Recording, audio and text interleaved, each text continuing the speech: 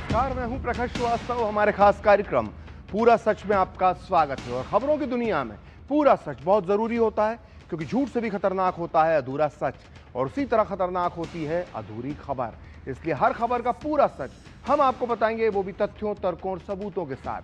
तो आइए बिना देर किए देखते हैं पूरा सच।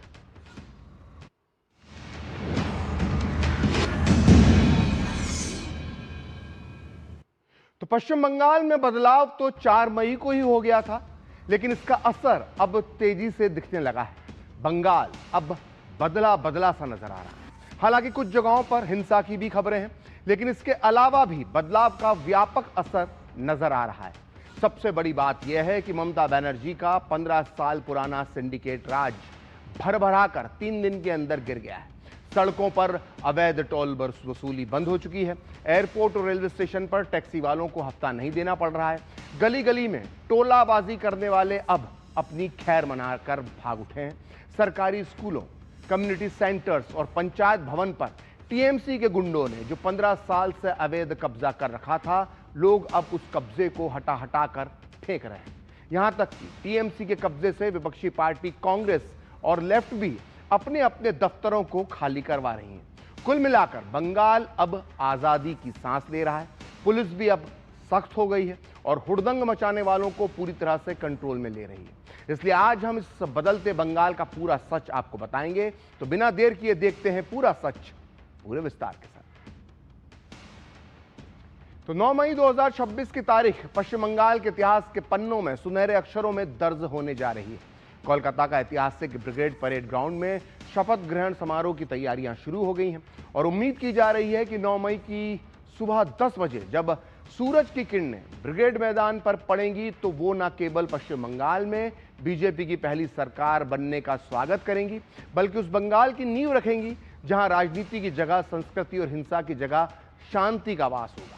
बीजेपी ने इस शपथ ग्रहण समारोह को भव्य बनाने की पूरी तैयारी कर रखी है। शपथ समारोह में प्रधानमंत्री नरेंद्र मोदी, गृह मंत्री अमित शाह के अलावा 20 राज्यों के मुख्यमंत्री मौजूद रहेंगे और पार्टी नेतृत्व का कहना है कि ये केवल एक सरकार का शपथ ग्रहण नहीं, बल्कि बंगाल के खोए हुए गौरव को वापस पाने का संकल्प है।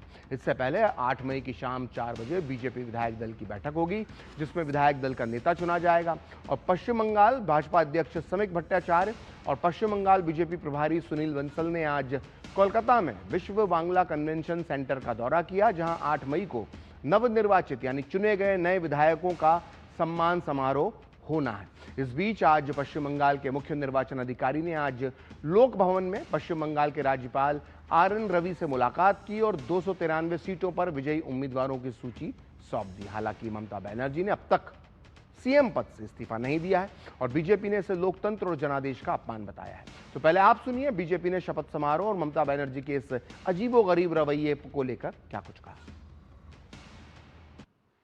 9 तारीख ব্রিগেড প্যারেড গ্রাউন্ডে সকাল 10টার সময় প্রধানমন্ত্রী, স্বরাষ্ট্রমন্ত্রী, বিজেপির আরও সিনিয়র নেতৃবৃন্দ এবং সমস্ত রাজ্যের যারা মুখ্যমন্ত্রী আছেন, এনডিএ শরিকদেরও যারা মুখ্যমন্ত্রী আছেন। भैया दुनिया छोड़ना पड़ता है एक दिन, गद्दी तो 2 दिन का है। ये भ्रम में न रहे कि उनका पैतृक संपत्ति है। जनता ने उनको 15 साल समय दिया, सिवाय भ्रष्टाचार और हिंसा के कुछ नहीं किए। लोगों का जीना हराम कर दिया। एक डॉक्टर बेटी की रेप मर्डर हुई, उसका न्याय तो नहीं मिला। उनकी मां को जिस भाषा से उनके पार्टी के लोगों ने अपमान किया है, जनता भूला नहीं है, इसका हिसाब होगा। तो पश्चिम बंगाल चुनाव नतीजों के बाद अब हार जीत के कारणों का गणित सामने आने लगा है। जहां एक तरफ टीएमसी और मीडिया का एक वर्ग बीजेपी की जीत को वोटर लिस्ट में बदलाव यानी एसआईआर जैसे तकनीकी कारणों से जोड़ने की कोशिश कर रहा है, वहीं चुनावी नतीजों के ठोस आंकड़े अब इस दावे को पूरी तरह से खारिज करते हैं। बीजेपी ने जिन 207 सीटों पर जीत दर्ज की है, उनमें से 170 से अधिक सीटों पर जीत का अंतर वोटर लिस्ट से हटाए गए नामों की संख्या से कहीं ज्यादा है। 130 से अधिक सीटों पर बीजेपी की जीत का मार्जिन 20,000 वोटों से ज्यादा रहा। इतना बड़ा अंतर किसी मार्जिनल एडजस्टमेंट से मुमकिन नहीं है, बल्कि ये मतदाताओं के ठोस ध्रुवीकरण और भरोसे को दिखाता है जो उसने बीजेपी पर दिखाया है। राज्य की 49 विधानसभा सीट यानी 49 विधानसभा सीटों पर जीत का अंतर उन मतदाताओं की संख्या से कम था जिनके नाम एसआईआर के दौरान मतदाता सूची से हटाए गए थे। इन 49 सीटों में से 26 पर बीजेपी जबकि 21 पर टीएमसी, 2 पर कांग्रेस ने जीत दर्ज की है।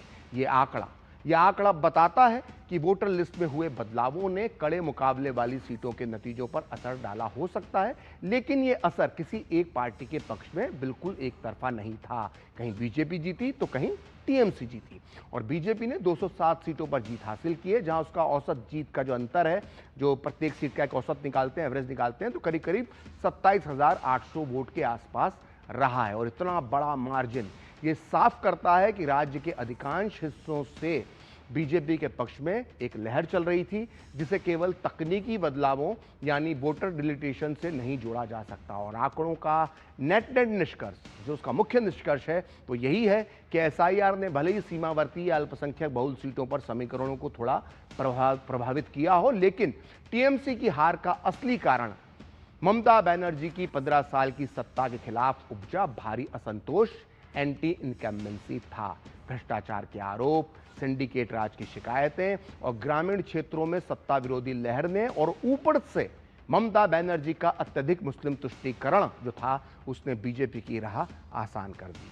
और यूपी के उप मुख्यमंत्री केशव प्रसाद मौर्य ने स्पष्ट शब्दों में कहा है कि अगर बीजेपी चुनाव आयोग, एसआईआर और केंद्रीय बलों के दम पर चुनाव जीतती तो केरल और तमिलनाडु में भी बीजेपी की सरकार बन जाती। आप भी सुनिए उन्होंने क्या तर्क दिए। हम चुनाव आयोग, एसआईआर और केंद्रीय बलों के कारण से चुनाव जीतते तो तमिलनाडु में भी भाजपा की सरकार होती, केरल में भी भाजपा की सरकार होती।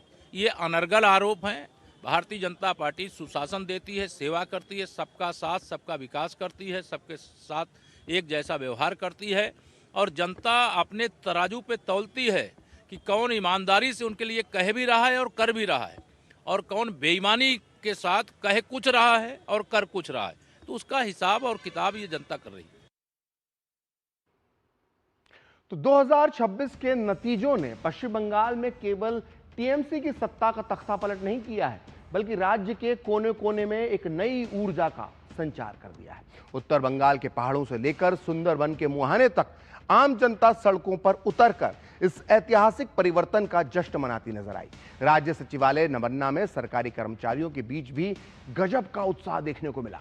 बंगाल के गांव और शहरों में आम लोगों का हुजूम ढोल नगाड़ों की थाप पर थिरकते हुए दिखाई दिया और जय जय श्री राम के नारे और वंदे मातरम के उद्घोष लोग लगाते हुए नजर आए। ये जश्न केवल जीत का नहीं बल्कि उस बदलाव की उम्मीद का है जिसका वादा बीजेपी और प्रधानमंत्री नरेंद्र मोदी ने किया था। जनता की आंखों में एक ऐसे बंगाल का सपना है जहां हिंसा का अंत हो, सिंडिकेट राज से मुक्ति मिले और हर घर तक विकास की किरण पहुंचे। और चुनावी नतीजों के बाद राज्य की राजनीतिक आबोहवा बदली सी नजर आ रही है और जो ये उत्साह मनाते हुए लोग नजर आ रहे हैं, ये बीजेपी के कार्यकर्ता नहीं बल्कि आम लोग भी इसमें शामिल हैं। बंगाल की आम जनता, राजनीतिक दल के जो सदस्य नहीं हैं, वो भी सड़कों पर उतरकर इस वक्त जश्न मना रहे हैं। और दशकों से राजनीतिक रंजिश और सिंडिकेट राज के साए में जी रहे बंगाल के लिए ये बदलाव किसी उम्मीद की किरण से कम नहीं। और राज्य के गांवों से लेकर सचिवालय तक ऐसी खबरें आ रही हैं जो बंगाल में एक नई कार्य संस्कृति के उदय का संकेत दे रही हैं। तो बीजेपी के केंद्रीय नेतृत्व के सख्त निर्देशों के बाद राज्य बीजेपी के नेता न सिर्फ हिंसा रोकने के लिए खुद मैदान में उतर आए हैं, बल्कि कब्जा और बदले की राजनीति पर भी अब लगाम लगा दी गई है। बीजेपी के नवनिर्वाचित विधायक खुद उन इलाकों में पहुंच रहे हैं जहां से हिंसा की खबरें आ रही हैं। इसकी झलक बीरभूम के सिउड़ी विधानसभा क्षेत्र में देखने को मिली, जहां एक गांव में कुछ असामाजिक तत्वों ने हमला किया और नुकसान पहुंचाया। सूचना मिलते ही भाजपा के नवनिर्वाचित विधायक जगन्नाथ चट्टोपाध्याय ने मौके पर पहुंचे वो और पीड़ितों को हर संभव मदद और मामले की जांच का आश्वासन दिया। बीजेपी के नवनिर्वाचित विधायक ने ग्रामीणों के सामने ही पुलिस प्रशासन को निर्देश दिया, उनसे एक अपील की कि दोषियों को रंग यानी पार्टी देखे बिना तुरंत गिरफ्तार किया जाए। और सिर्फ सिउड़ी के विधायक ही नहीं बल्कि बरानगर और पानीहाटी समेत कई क्षेत्रों के बीजेपी विधायक भी इस तरह की घटनाओं की सूचना मिलने पर तुरंत घटनास्थल पर पहुंच रहे हैं, बिना ये देखे कि जो पीड़ित है वो किस पार्टी का है, वो टीएमसी का है या बीजेपी का है। लेकिन बीजेपी विधायक टीएमसी के कार्यकर्ताओं के साथ भी अगर कुछ गलत हो रहा है तो उनके पास जा रहे हैं। और उनका स्पष्ट कहना है बीजेपी विधायकों का कि किसी भी पार्टी कार्यालय पर कब्जा करना, चाहे वो टीएमसी का क्यों ना हो, बीजेपी की संस्कृति नहीं है। और जहां भी अवैध रूप से बीजेपी का झंडा लगाया गया है उसे हटा दिया गया है। बीजेपी नेतृत्व का कहना है कि जो लोग अब तक टीएमसी में हाशिए पर थे वही अब मौका पाकर बीजेपी का नाम और झंडे का इस्तेमाल करके तोड़फोड़ कर रहे हैं और टीएमसी कार्यालयों पर कब्जा जमा रहे हैं, दफ्तरों पर कब्जा जमा रहे हैं। आप भी सुनिए बीजेपी नेताओं ने का इस तरह के मामलों पर क्या कहना है। जो तोड़ा वो तृणमूल कांग्रेस का लोग ही है, बीजेपी का झंडा का इस्तेमाल किया। तृणमूल कांग्रेस का अंदरूनी लड़ाई, उसका पार्टी का इंटरनल केमिस्ट्री, जिसको पूरा नहीं मिला, कम मिला, जिसको ज्यादा मिला उसको मार रहे हैं।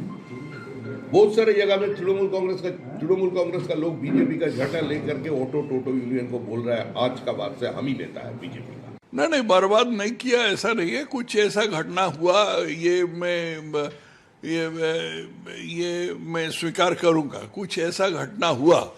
लेकिन इसमें से कुछ घटना हुआ जो टीएमसी वाले गुंडे थे वो अचानक जर्सी बदल करके वो अपने लोगों को मारने लगे। वो अचानक बीजेपी बन गए और बनकर अपने लोगों को, अपने टीएमसी वाले को मारने लगे। ऐसा भी हुआ, ऐसा भी मेरे पास रिपोर्ट है। एकदम हम लोग भी बोले हैं, हम लोग का कोई भी कार्यकर्ता, हमारा कोई भी हिंसा को हम लोग बर्दाश्त नहीं करेंगे। हमारा कार्यकर्ता हो उसको भी हम लोग नहीं छोड़ेंगे। और कोई भी आया कि तुरंत टीएमसी से बीजेपी हुआ, तिलक लगाया, पटका पहन के अपना टीएमसी का पार्टी ऑफिस को तोड़फोड़ कर रहे, दखल कर रहे, हम लोग बोल दिया है कि किसी को छोड़ा नहीं जाएगा, सब स्ट्रिक्टली पुलिस एक्शन लेंगे।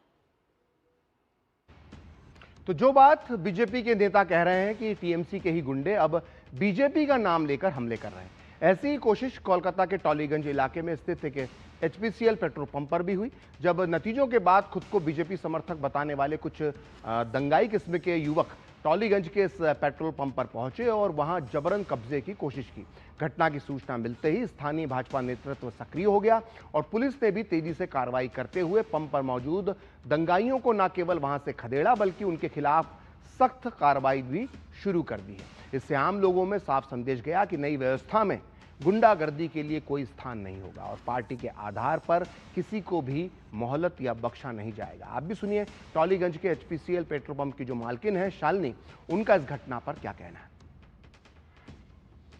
कल मैं जब घर चली गई थी शाम के टाइम में, यहाँ के जो पहले रिजीम के जो गुंडे थे 30-40 बंदे, सब पी के, फ्लैग बद्दी हुआ था और कुछ बद्दी नहीं हुआ था, आके यहाँ पे मेरे मैनेजर को धमकाए थे कि मेरा गाड़ी वहाँ पार्क है, बड़ा जो टैंकर है हमारा, इसको हटाने के लिए कि 10 मिनट का टाइम हम दे रहे हैं आपको, आप इसको हटाइए, नहीं तो हम लोग यहाँ भांग चूट करेंगे और हम लोग को यहाँ पे कुछ अनुष्ठान करना है, हम लोग को जो करना है हम लोग करेंगे। तो मेरा मैनेजर मेरे को फ़ोन किया था कि हम करें क्या, अभी रात को इतना टाइम है, हमको ड्राइवर भी मिलना बहुत मुश्किल है। तभी भी हमने कई ऐसे अभी कोई झमेला करके इन लोग के साथ मुंह लग के कोई फायदा है नहीं। दरअसल पश्चिम बंगाल में सत्ता परिवर्तन का जनादेश मिलने के साथ ही प्रशासनिक तेवर भी पूरी तरह से बदल गए हैं। कोलकाता पुलिस कमिश्नर अजय नंद ने स्पष्ट कर दिया है, साफ कर दिया है कि राज्य में अब जंगल राज की कोई जगह नहीं होगी और कानून का राज सख्ती से लागू किया जाएगा। उन्होंने साफ कर दिया है कि बिना पूर्व अनुमति के कोई भी जुलूस नहीं निकाला जा सकेगा और विजयी जुलूस में बुलडोजर या जेसीबी पूरी तरह से बैन रहेंगे। उन्होंने चेतावनी दी कि अगर किसी ने कानून हाथ में लेने की कोशिश की तो उन्हें इसकी भारी कीमत चुकानी पड़ेगी। आप भी सुनिए उन्होंने क्या कहा। প্রসেশন এবং র্যালি যেটা অর্ডার হয়েছিল এবং যেটা এমনি সিস্টেম আছে ভিক্টরি প্রসেশন, ওটা পুলিশ পারমিশন নিয়ে করতে আমরা বলেছি। এরকম কোনো পারমিশন না নিয়ে র্যালি হচ্ছে ওটা আমরা কিন্তু আটকাচ্ছি এবং appropriate legal action will be taken as use to take place earlier. কোনো রকম জেসিবি বা এরকম জিনিস নিয়ে কোনো রকম র্যালি হবে না। এইরকম একটা এনভায়রনমেন্ট অফ থ্রেট, টেরর এইগুলো ক্রিয়েট করার চেষ্টা যে কোনো লোক করবে তার বিরুদ্ধে কিন্তু কঠোর আইনি ব্যবস্থা নেওয়া হবে।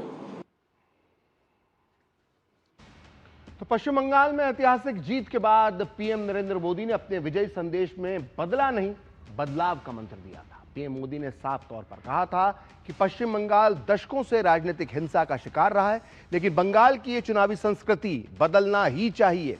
आप भी सुनिए पीएम मोदी ने 4 मई को पश्चिम बंगाल में ऐतिहासिक जीत के बाद क्या कुछ कहा था।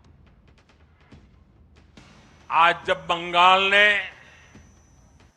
परिवर्तन के नए दौर में प्रवेश किया है, तो मैं बंगाल के हर राजनीतिक दल से एक आग्रह भी करना चाहता हूं। बंगाल में बीते दशकों में राजनीतिक हिंसा की वजह से न जाने कितनी जिंदगियां बर्बाद हो चुकी है। मेरा स्पष्ट मानना है कि आज से बंगाल की इस चुनावी जो आदतें फैली हुई हैं, उसमें बदलाव आना चाहिए।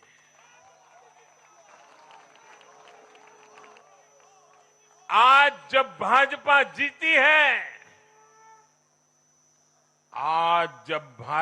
जीती है, तो बदला नहीं, बदलाव की बात होनी चाहिए। भय नहीं, भविष्य की बात होनी चाहिए। मेरी सभी राजनीतिक दलों के कार्यकर्ताओं से अपील है, आइए हिंसा के इस अंतहीन चक्र को हमेशा के लिए खत्म करें। तो पश्चिम बंगाल में जीत के बाद बीजेपी ने एक नया गाना भी जारी किया है, जो सोशल मीडिया से लेकर बंगाल की गलियों तक में गूंज रहा है। ये गाना केवल एक चुनावी गीत नहीं, बल्कि पीएम नरेंद्र मोदी के उस विजन को समर्पित है जिसमें उन्होंने कहा था कि बदला नहीं, बदलाव चाहिए। आप भी सुनिए इस गीत के कुछ चंद लाइन। काली चारिदिके खुशिर हवा आनंद सत्ता পাল্টেছে এইবার এলো বিজেপি সরকার, পাল্টেছে এইবার এলো বিজেপি সরকার, পাল্টেছে এইবার এলো বিজেপি সরকার, পাল্টেছে এইবার এলো বিজেপি সরকার। রাম রাম জয় রাজা রাম, রাম রাম জয় সীতা রাম, রাম রাম জয় राजा राम, जय श्री राम। तो जीत के जोश में होश नहीं खोना चाहिए, यही स्वच्छ और साफ सुथरी राजनीति का सिद्धांत है। और बंगाल में कई जगह पर यह सिद्धांत नजर भी आ रहा है।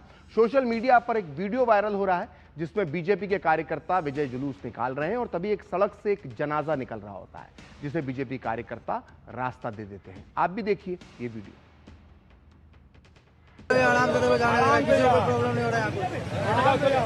এটাই হচ্ছে বিজেপির সাম্রাজ্য, কারণ কখনো অসুবিধা হবে না। देख लो यही हम लोग का, किसी को कोई प्रॉब्लम हो भाई, रुको भाई, रुक जाओ, इसको जाने दो, ये लोग को जाने दो भाई। जाओ भाई, आप लोग जाओ, जय श्री राम। देखो किसी को कोई प्रॉब्लम नहीं, यहाँ पे जाने दो, लोगों को पहले जाने दो।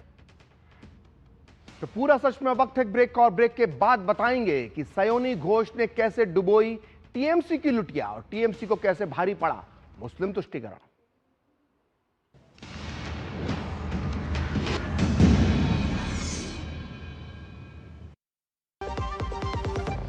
खाने में मेरी क्वीन के लिए क्या है? किंग मटर पनीर, किंग बैगन भरता, king veg pulao, king palak paneer kofta. ये सब किंग क्यों? क्योंकि ये सब बना है MDH किचन किंग से का बॉस। MDH किचन किंग, असली किचन किंग। MDH। हर सपना किसी मजबूत नींव पर खड़ा होता है। हर पुल, हर इमारत, हर सफर भारत की प्रगति की डोर है। Steel authority of India limited, जहां विज्ञान सपनों को आकाश देता है, वहां भी है सेल। सेल देश की सुरक्षा का अटूट कवच। जहां स्वास्थ्य और देखभाल की बात हो, वहां भी है सेल। हर घर, हर सपना, हर विजय देश के कण कण में छुपा है। सेल का भरोसा हर किसी की जिंदगी से जुड़ा हुआ है। सेल। मास्टर जी नमस्ते, 2 ड्रेसेस बनानी है, ठीक है? ऐसा कुछ एक में पॉप स्लीव्स रखना है डोरी के साथ, और दूसरी में ना सलवार पे मस्त साइड प्लीट्स कर देना। शर्ट को एकदम शॉर्ट लेंथ रखना क्रॉस प्रिंटेक्स के साथ, और दुपट्टे पे ना स्कैलप्स से मस्त सी फैंसी लेस कर देना। लेकिन मास्टर जी 4 दिन में पार्टी है, बन जाएगी ना पक्का? हो जाएगा। कैसे? Just looking like a wow. Fashion changes हमेशा, उषा हमेशा। जब धरती चीर कर निकलता है लोहे का पत्थर और मिलता है मोंगिया के जोश से, फिर तपता है, पिघलता है और बनता है फौलाद। अब होता है सरिया सारी खूबियों के साथ। मोंगिया स्टील, मजबूत देश का मजबूत सरिया। गोल्डी छोले मसाले, जहाँ जाए रिश्ते बनाए। गोल्डी लाए हैं फ्रेश लॉक टेक्नोलॉजी, जो रखे मसालों को हर समय फ्रेश।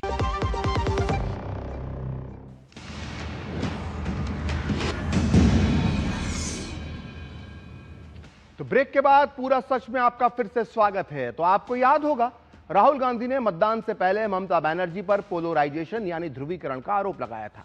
यह आरोप कोई गलत नहीं है। ममता बनर्जी ने हद से ज्यादा मुस्लिम तुष्टीकरण करके पूरे राज्य में पोलराइजेशन की दुधारी तलवार तैयार कर दी थी, जिसने हिंदू वोटर्स को टीएमसी से दूर कर दिया। ममता की इस मुस्लिम तुष्टीकरण की राह पर चलने वालों में उनकी पार्टी के बाकी नेता भी पीछे नहीं रहे, और इन्हीं में से एक थी टीएमसी सांसद सायोनी घोष, जिन्होंने अपनी सभाओं में खुलकर काबा और मदीने के लिए अपना ढेर सारा प्यार लुटाया, प्रदर्शित किया। मुस्लिम वोट बैंक को साधने के चक्कर में इन्होंने हिंदू भजनों की पैरोडी बनाकर उसमें काबा और मदीना डाल दिया। पहले हम आपको सायोनी घोष का एक ऐसा ही काबा और मदीना वाला भजन सुनाते हैं चुनाव प्रचार के दौरान जो उन्होंने गाया था, और फिर आपको बताएंगे कि इसका कितना बड़ा नुकसान टीएमसी को उठाना पड़ा।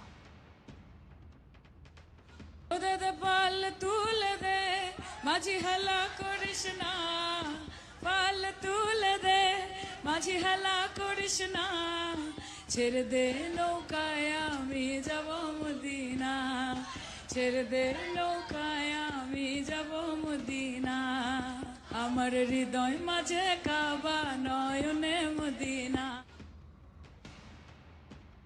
तो टीएमसी सांसद सायोनी घोष को दिल्ली से आए पत्रकारों ने इन चुनावों का सबसे बड़ा चेहरा बना दिया। इन्होंने अपने अपने चैनलों और अखबारों में सायोनी को ममता बनर्जी के बाद टीएमसी का सबसे बड़ा स्टार प्रचारक बताने से भी गुरेज नहीं किया। बंगाल में माहौल क्या है यह समझाने से या समझने के लिए हाथ में माइक थामे इन रिपोर्टर्स ने बाकायदा सोशल मीडिया में इस सायोनी घोष के भाषणों को ईश्वरीय देन बता दिया। लेकिन हकीकत में ये रिपोर्टर अपने दर्शकों को बेवकूफ बनाने का काम कर रहे थे। ये 3-3 महीने तक, जी हां 3-3 महीने तक माइक पकड़कर बंगाल में माहौल क्या है दिखाने का नाटक करते रहे। खान मार्केट गैंग, लिबरल गिरोह और लुटियन ग्रुप से प्रभावित रहने वाले इन माइकधारी रिपोर्टर्स ने यह समझने की कोशिश नहीं की कि सायोनी घोष की सभाओं में जमा होने वाली भीड़ उसी तरह से जुट रही है जैसे किसी ऑर्केस्ट्रा को सुनने के लिए जुटती है। सायोनी बंगाली फिल्मों की और टीवी इंडस्ट्री की एक सामान्य सी मामूली सी हीरोइन है, जिन्हें देखने के लिए लोग जमा हो जा रहे थे कुछ हजारों की तादाद में। लेकिन 3-3 महीने तक बंगाल में रहकर यहां की नब्ज पकड़ने का दावा करने वाले नोएडा फिल्म सिटी के माहौलधारी रिपोर्टर इतना भी नहीं समझ पाए कि सायोनी घोष ने का जो ये गाना था काबा मदीने वाला, ये टीएमसी की चुनावी कब्र खोद रहा है। इन रिपोर्टर को यह भी याद नहीं रहा कि इसी सायोनी घोष ने सयानी घोष ने भगवान महादेव को लेकर सोशल मीडिया पर एक अश्लील पोस्ट किया था, जिससे करोड़ों हिंदुओं की भावनाएं आहत हुई थी। और उसके बाद सायोनी का काबा मदीना करना हिंदू वोटर्स के लिए जख्म पर नमक छिड़कने की तरह था। और तो और इन माइकधारी रिपोर्टर्स को तब भी कुछ समझ में नहीं आया जब सायोनी घोष के इस काबा मदीना वाले गाने को यूपी के सीएम योगी आदित्यनाथ ने मुद्दा बना दिया। ये रिपोर्टर तब भी नहीं समझ पाए, ये सायोनी घोष के आकर्षण में पड़कर उसे तब भी ईश्वरीय देन बताते रहे, लेकिन जमीन पर इसका नतीजा उल्टा हुआ। सायोनी घोष का चुनाव प्रचार टीएमसी के लिए घातक सिद्ध हुआ, मारक सिद्ध हुआ। सायोनी घोष जिस जादवपुर से सांसद हैं, वहां की 7 विधानसभा सीटों में से 5 पर टीएमसी बुरी तरह से हार गई, लुटिया डूब गई उसकी, जबकि पिछली बार इन 7 सीटों में से 6 पर टीएमसी और 1 सीट पर लेफ्ट जीता था। यानी कुल मिलाकर